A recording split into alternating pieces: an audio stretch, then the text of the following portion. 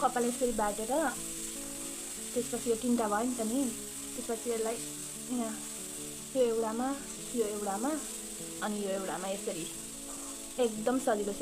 So hello everyone, good morning. आज चाहिँ म तपाईँहरूलाई सिकाउने छु कि लाछा डोरी चाहिँ कसरी कपालमा बाटिन्छ भनेर। Let's go guys. यो चाहिँ यो लाछा डोरी अनि यहाँ चाहिँ यसरी बाँधेको हुन्छ, यहाँ पनि बाँधेको हुन्छ अनि यहाँ पनि यस्तो हुन्छ। यहाँ चाहिँ खोल्नुपर्छ, खोलेर तीनटा हुन्छ, एउटा दुईटा तीनटा, देख्नु हुँदैछ नि, तीनटा हुन्छ। अनि यहाँनिर चाहिँ यस्तो हुन्छ है, यो यस्तो हुन्छ अनि यसरी तीनटा हुन्छ। र गाइस हेर्दै जानु होला, यो चाहिँ म कसरी कपालमा लाउने छु भनेर। म चाहिँ दुईटा स्टाइलमा हजुरहरूलाई देखाउने छु। हजुरहरूलाई कुन चाहिँ राम्रो लाग्छ कमेन्टमा आएर गर्नु होला।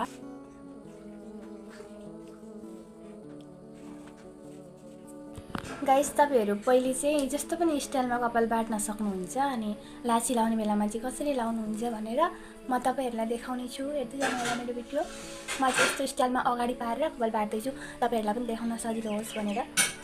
हेर्नु त,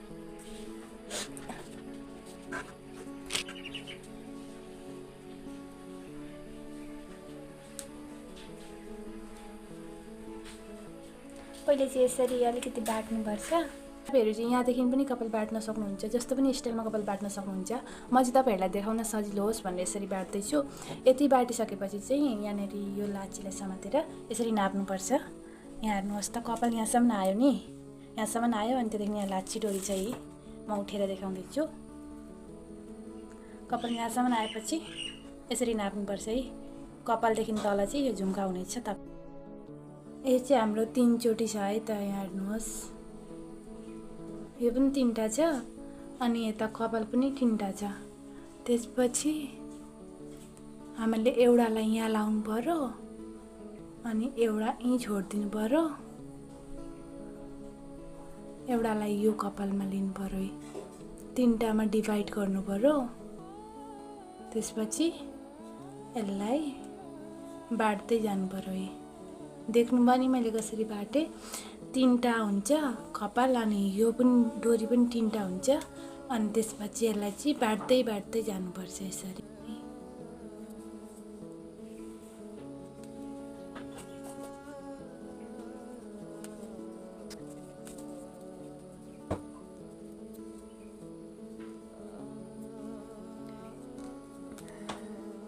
यसरी बाटिसकेपछि चाहिँ हाम्रो लाछा डोरी लगाएर रेडी भइसक्यो। यहाँ हेर्न सक्नुहुन्छ। मसँग चाहिँ अहिले सानो लबर थिएन अनि ठुलो नै थियो। म चाहिँ ठुलोले नै बान्दैछु। तपाईहरुसँग सानो लबर छ भने सानो लबरले पनि बान्न सक्नुहुन्छ। बिस्तारो गर्नुपर्छ, यो चाहिँ चुट्टिने सम्भावना हुन्छ कि यो झुम्काहरू चाहिँ, त्यही कारणले बिस्तारो गर्नुपर्छ। लाछा डोरी बाटिसकेपछि चाहिँ यस्तो हुन्छ है फाइनल रिजल्ट। यहाँ हेर्न सक्नुहुन्छ, यस्तो भइसकेको छ है।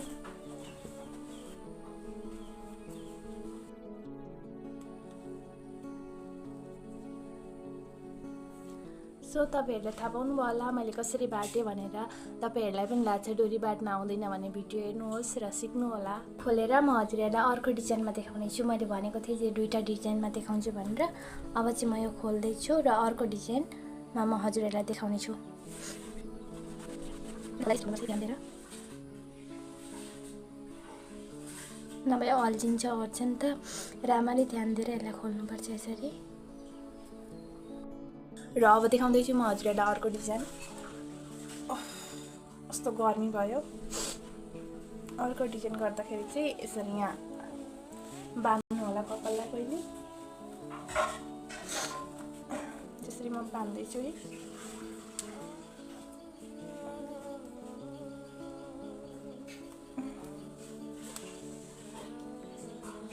र अहिले चाहिँ मैले यहाँ बाँधिसकेको छु कपाल।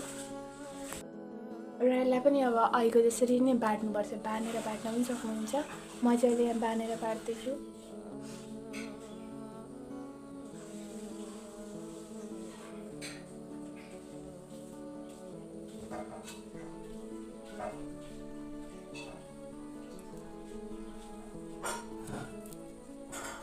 देख्नु हुँदैछ होला मैले कसरी बाटेँ भनेर।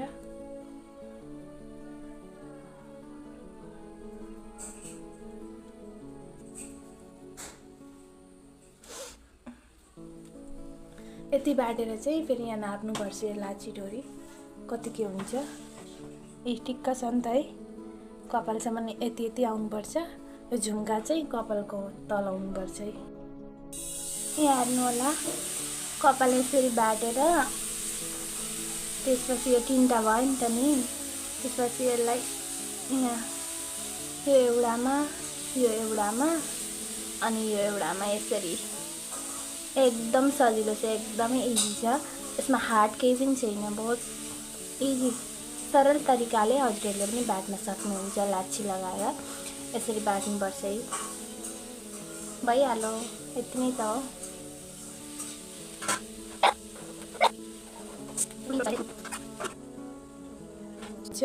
र मैले चाहिँ बाटिसकेँ, यहाँ हेर्नु सक्नुहुन्छ कसरी बाटे, हजुरहरूले हेर्नुभयो होला।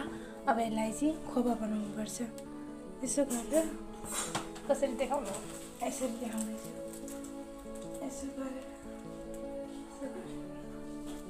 यसो गरेर यत्तिकै छोडिदिन सक्नुहुन्छ। यहाँ चिम्टी लाउनुपर्छ, अनि चाहिँ यसको लुक यस्तो हुन्छ।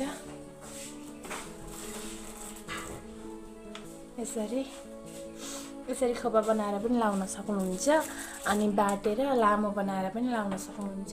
यो चाहिँ मैले दुईवटा स्टाइलमा देखाएकी छु। हजुरहरूलाई कुन राम्रो लाग्यो कमेन्टमा आएर भनिदिनु होला। र यो डिजाइन चाहिँ राम्रो छ, ट्राई गर्न सक्नुहुन्छ। यो चाहिँ यसरी लगाएर यहाँ चिम्टी लाउनुपर्छ, नभए खुस्किने सम्भावना हुन्छ।